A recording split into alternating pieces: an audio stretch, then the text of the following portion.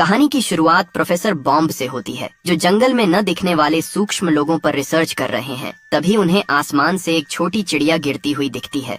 जब वह उसे हाथ में पकड़ते हैं तो चिड़िया पर लगे छोटे लगाम और कलाकारी को देखकर दंग रह जाते हैं। वहीं दूसरी ओर एक अजीब और डरावना जीव बोगन कौवे पर सवार होकर नोड नाम के एक छोटे इंसान को मारने की कोशिश कर रहा होता है। नोड उससे बचने का पूरा प्रयास करता है। तभी वहां उनका लीडर रोनिन आता है। वह जीव नोड को पकड़कर ले जाने की कोशिश करता है, लेकिन रोनिन ऊपर से उस पर कूदकर उसे नीचे गिरा देता है और नोड को बचाकर अपने शहर मून हेवन ले जाने की बात करता है। वह अजीब जीव अनियंत्रित होकर एक कार से टकराकर मर जाता है। उसी कार में मैरी नाम की लड़की है, जो कई वर्षों बाद अपने पिता प्रोफेसर बॉम्ब से मिलने उनके घर पहुंचती है। बाहर से आवाज लगाने पर जब कोई जवाब नहीं मिलता तो वह घर के अंदर जाती है, जहां उसे कीड़ों की हड्डियां और अजीब रिसर्च के नमूने दिखते हैं। तभी उसकी मुलाकात अपने पिता से होती है, जो अपनी खोज और काम में पूरी तरह डूबे हुए होते हैं। प्रोफेसर बॉम्ब के पास ओजी नाम का एक पालतू कुत्ता है, जिसकी एक आंख और एक पैर नहीं है। प्रोफेसर अपनी बेटी मैरी को उसका कमरा दिखाने ले जाते हैं, लेकिन तभी उनके ट्रैकर में हलचल होती है। वह उत्साह में मैरी से कहते हैं, आज का दिन मेरे लिए बहुत खास है, और तुरंत वहां से निकल जाते हैं। वह जंगल में जगह जगह लगाए गए कैमरों की फुटेज के जरिए उन छोटे जीवों को खोजने में जुट जाते हैं। वहीं जंगल के भीतर रोनिन अपने सैनिकों के साथ मून हेवन शहर में रानी तारा के पास पहुंचता है। वह रानी को सचेत करता है कि दुश्मन बोगन्स सीमा के भीतर घुस आए हैं और उन्हें आज के महत्वपूर्ण दिन पर रोकना ही होगा। दरअसल आज रानी के लिए एक नई कली चुनने का दिन है, जो आगे चलकर उनकी उत्तराधिकारी बनेगी। रानी के पास प्रकृति को नियंत्रित करने की जादुई शक्ति है, जिससे वह पूरे जंगल को जीवित और हरा भरा रखती है। दूसरी ओर बोगन्स के राजा मंड्रेक का बेटा डैगन अपने पिता के पास लौटता है और जानकारी देता है कि उसने उस गुप्त स्थान का पता लगा लिया है, जहां आज कली चुनने का उत्सव होने वाला है। मंड्रेक को जंगल की हरियाली से नफरत है और वह उसे एक कब्रिस्तान की तरह सड़ा हुआ बनाना चाहता है, ताकि वह वहां राज कर सके। वह अपनी विनाशकारी शक्तियों से पेड़ों को सुखा देता है और अपनी योजना बताता है कि अगर रानी बिना वारिस कली चुने मर गई तो जंगल का संतुलन बिगड़ जाएगा और बोगन्स का अंधेरा पूरे साम्राज्य पर छा जाएगा। लीफमैन के ठिकाने पर नोड पहुंचता है, जहां रोनिन उसे वापस टीम में शामिल होने और अपनी जिम्मेदारी समझने को कहता है, लेकिन नोड विद्रोही स्वभाव दिखाते हुए कहता है कि वह अब बड़ा हो चुका है, उसे किसी की बंदिशों में नहीं रहना। यह कहकर वह वहां से चला जाता है। इसके बाद रोनिन अपनी सेना को पक्षियों पर सवार होकर उड़ान भरने का आदेश देता है, ताकि वे रानी की सुरक्षा कर सकें, जो अपने रथ में सवार होकर कली चुनने के उत्सव की ओर बढ़ रही है। दूसरी तरफ मैरी अपने पिता प्रोफेसर बॉम्ब को ढूंढते हुए घर से बाहर आती है और उन्हें एक पेड़ पर कैमरा लगाते हुए पाती है। प्रोफेसर उसे बताते हैं कि उन्होंने पूरे जंगल में कैमरों का जाल बिछा रखा है, जिस पर मैरी तंज कसते हुए कहती है कि वह अभी भी उसी गलतफहमी में जी रहे हैं कि जंगल में छोटे लोगों का कोई आधुनिक समाज रहता है। प्रोफेसर दृढ़ता से जवाब देते हैं कि वे लोग सच में मौजूद हैं और पर्यावरण की रक्षा करते हैं। वे मैरी को समझाते हैं कि कैसे पक्षी अपनी आवाजों से संवाद करते हैं और उसे अपना बनाया हुआ विशेष यंत्र दिखाते हैं। जब मैरी पूछती है कि वे लोग हमें दिखाई क्यों नहीं देते, तो प्रोफेसर समझाते हैं कि वे बहुत फुर्तीले होते हैं। प्रोफेसर मैरी को अपने साथ काम करने का प्रस्ताव देते हैं, लेकिन मैरी परेशान होकर उन्हें यह सब पागलपन बंद करने को कहती है। तभी प्रोफेसर का ट्रैकर फिर बजने लगता है और वह बस एक आखिरी सबूत चाहिए कहकर पागलों की तरह फिर से जंगल की ओर भाग जाते हैं। ये सब देखकर मैरी काफी निराश हो जाती है। उसे लगता है कि उसके पिता के पास उसके लिए समय नहीं है, इसलिए वह घर छोड़कर वापस जाने का फैसला करती है और उनके लिए एक विदाई पत्र छोड़ देती है। तभी उसका कुत्ता ओजी अचानक किसी चीज के पीछे जंगल की तरफ भागने लगता है और मैरी उसे वापस लाने के लिए उसके पीछे दौड़ती है। दूसरी तरफ रानी तारा नदी के किनारे पहुंचती है, जहां उनके स्वागत के लिए फूलों की कलियां बिछी हुई हैं। वहां एक नन्ही कली उन्हें देखकर कहती है, मैं बड़ी होकर आपके जैसी रानी बनूंगी। रानी अपनी उत्तराधिकारी चुनने के लिए सबसे योग्य कली की तलाश शुरू करती है। वहीं मब और ग्रब नाम के दो घोंघे रानी का इंतजार कर रहे होते हैं। जब रानी उनसे कली दिखाने को कहती है तो वे अपनी पसंद की कलियां पेश करते हैं, लेकिन रानी को एक छोटी और चमकती हुई कली पसंद आती है और वह उसे अपनी शक्ति देने के लिए चुन लेती है। तभी सुरक्षा में तैनात रोनिन को एहसास होता है कि पेड़ों के पत्ते अचानक सड़ रहे हैं।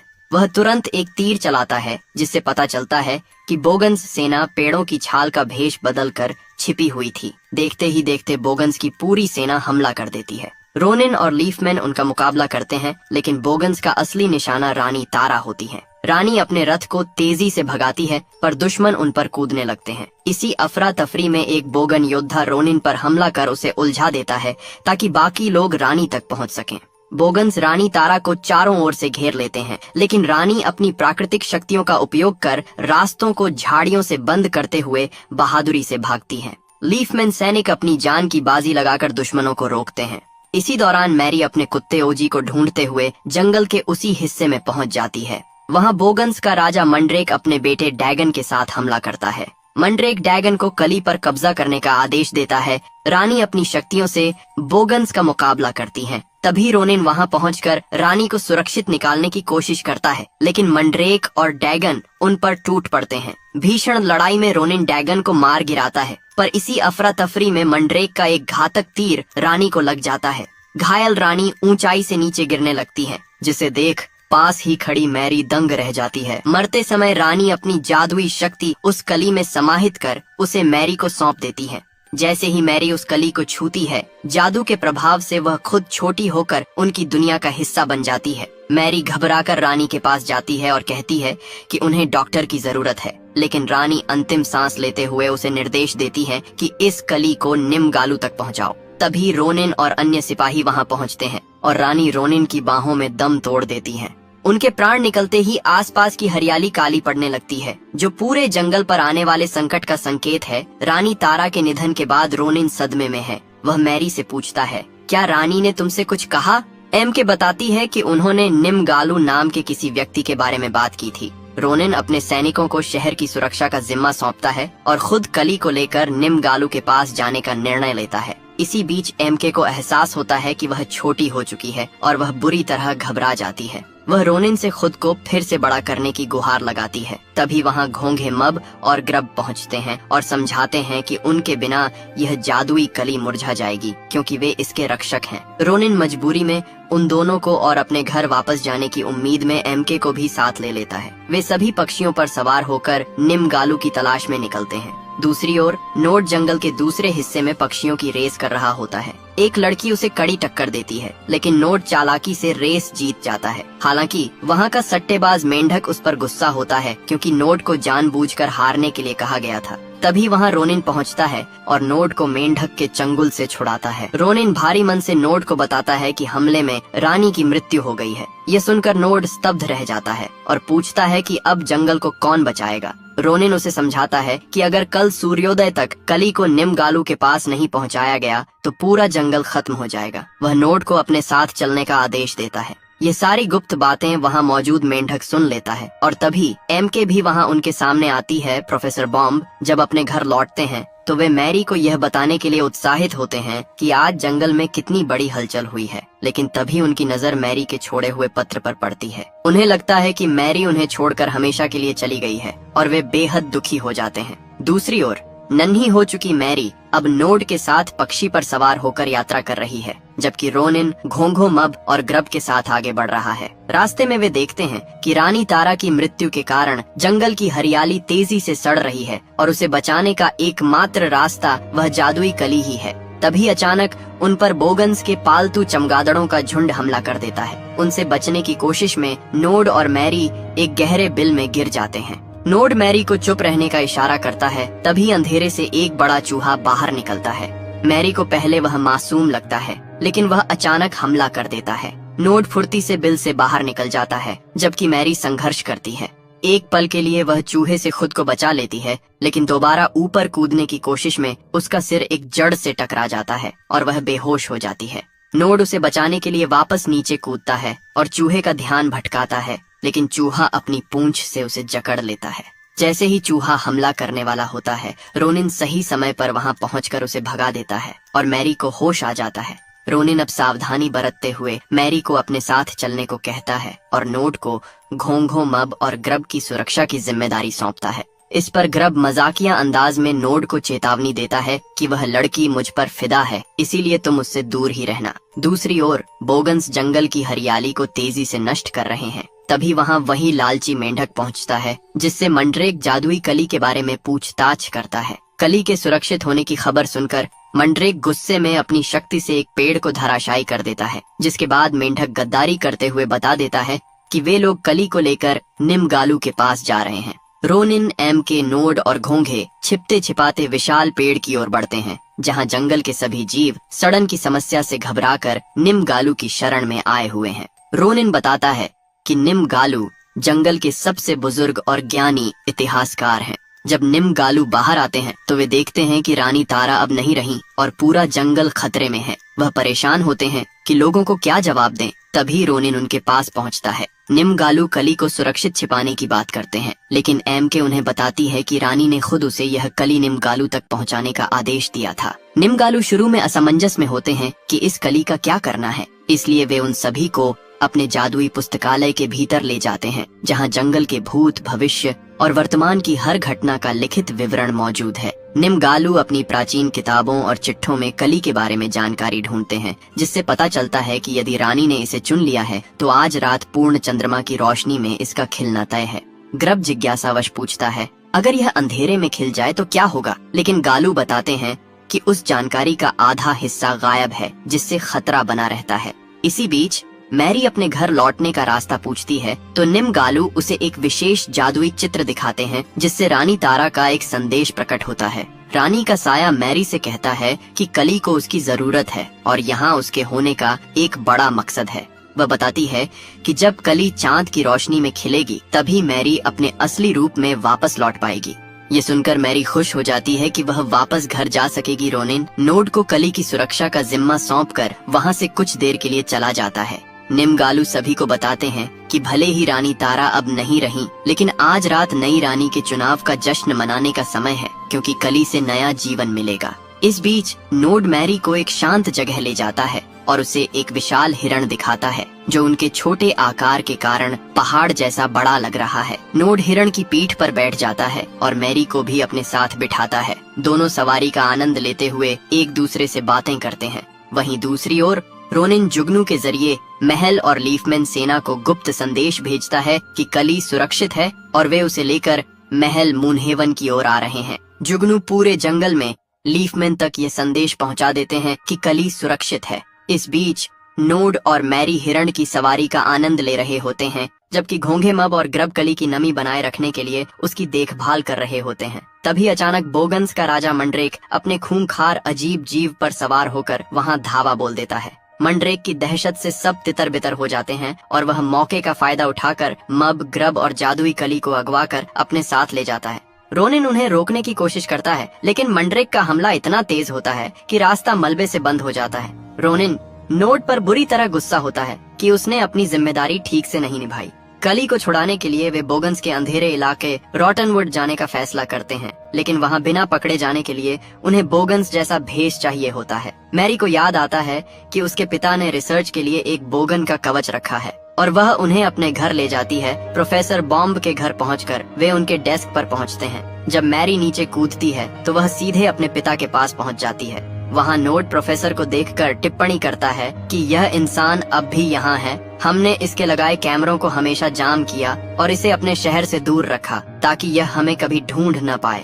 अपने पिता के बारे में ये बातें सुनकर मैरी भावुक हो जाती है और गर्व से कहती है, मैं इसी इंसान की बेटी हूँ। उधर मंड्रेक अपने ठिकाने पर कली को रखते हुए मब और ग्रब को बताता है कि वह फटे हुए पन्ने का रहस्य जान चुका है। यदि यह कली अंधेरे में खिलेगी तो इससे एक ऐसा वारिस पैदा होगा जो पूरे जंगल को तबाह कर देगा। रोनिन और नोड प्रोफेसर बॉम्ब के डेस्क से बोगन्स के कवच इकट्ठा करने लगते हैं, जबकि मैरी अपने पिता के पास जाकर उन्हें आवाज देने की कोशिश करती है, लेकिन छोटा आकार होने के कारण प्रोफेसर को कुछ सुनाई नहीं देता। तभी वहाँ उनका कुत्ता ओजी पहुँच जाता है और मैरी को देख उसके पीछे भागने लगता है। रोनिन और नोड भी ओजी से बचने के लिए भागते हैं, जिसे देख प्रोफेसर को हलचल महसूस होती है और वे अपनी मशीन क्लीनर चालू कर देते हैं। रोनिन चतुराई से एक तीर प्रोफेसर के पास चलाता है, जिससे उनकी चाय का कप ओजी पर गिर जाता है और उन्हें भागने का मौका मिलता है। हालांकि प्रोफेसर अपनी मशीन से मैरी को पकड़ लेते हैं। जब प्रोफेसर अपनी खास दूरबीन से मैरी को करीब से देखते हैं तो अपनी बेटी को इतना छोटा देख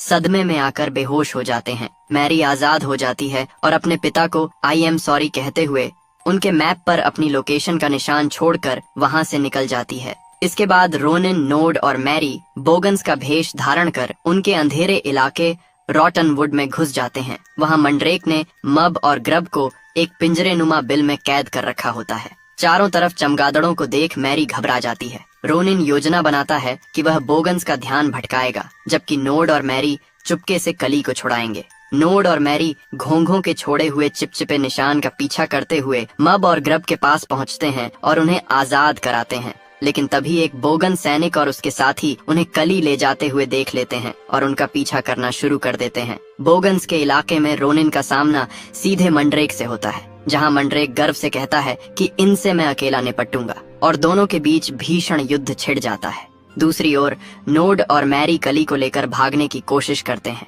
लेकिन बोगन सैनिक उन्हें घेर लेते हैं। नोड बहादुरी से लड़ते हुए बोगन्स को नीचे गिरा देता है, जिसे देख मंड्रेक क्रोधित होकर अपने सभी सैनिकों को एक साथ हमला करने का आदेश देता है।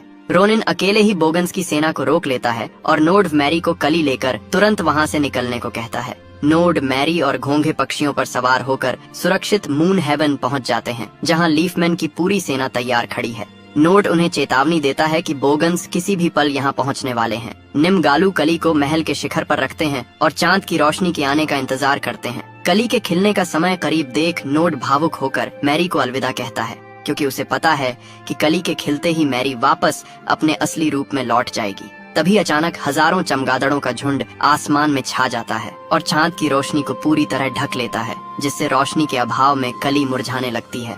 यह देख नोड और सभी लीफमैन सैनिक अपनी जान की बाजी लगाकर चमगादड़ों के घेरे को तोड़ने और बोगन्स को रोकने के लिए हवा में भीषण युद्ध शुरू कर देते हैं। मैरी भी युद्ध में शामिल होने की सोचती है, लेकिन निमगालू उसे चेतावनी देते हैं कि अगर तुम्हें घर लौटना है तो कली के खिलते समय तुम्हें उसके पास रहना होगा। तभी मैरी को एहसास होता है कि इस संकट में उसे अपने पिता प्रोफेसर बॉम्ब की मदद चाहिए। वह पक्षी पर सवार होकर अपने पिता के घर की ओर उड़ती है। दूसरी तरफ चांद की रोशनी रुकने के कारण कली अंधेरे में खिलने लगती है, जो विनाश का संकेत है। मैरी अपने पिता के कैमरों के सामने जाकर चिल्लाती है, लेकिन प्रोफेसर सदमे में होने के कारण इसे अपना भ्रम समझकर कैमरे बंद करने लगते हैं। मैरी हार नहीं मानती और अलग अलग कैमरों के सामने जाकर उन्हें संकेत देती है। तभी एक बोगन सैनिक मैरी पर हमला करता है। इसी बीच प्रोफेसर की नजर उस मैप पर पड़ती है जहां मैरी ने निशान छोड़ा था, और उन्हें सब समझ आ जाता है। वह सीधे उस लोकेशन की ओर आते हैं और ओजी मैरी पर हमला कर रहे बोगन्स को खा जाता है। प्रोफेसर मैरी को अपने हाथ में उठाते हैं और अपने विशेष यंत्र की मदद से उसकी आवाज सुनते हैं।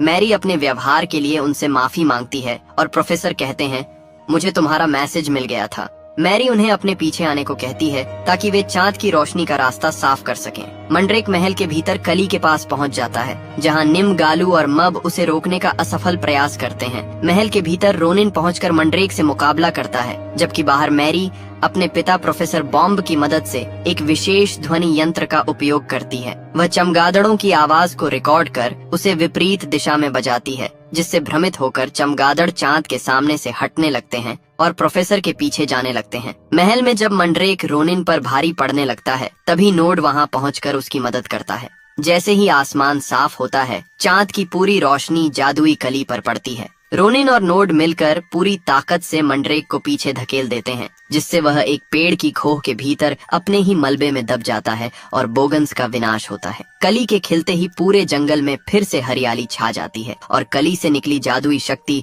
उस छोटी बच्ची फूल की कली में समाहित हो जाती है, जिससे वह नई रानी बन जाती है। सभी लीफमैन नई रानी के सम्मान में झुकते हैं। नोड को लगता है कि मैरी वापस अपनी दुनिया में चली गई है, तभी मैरी वहां पहुंचती है। हालांकि कली के खिलने का समय समाप्त होने वाला होता है, लेकिन नई रानी अपनी विशेष शक्तियों का उपयोग कर मैरी को उसके असली मानवीय रूप में वापस भेज देती है।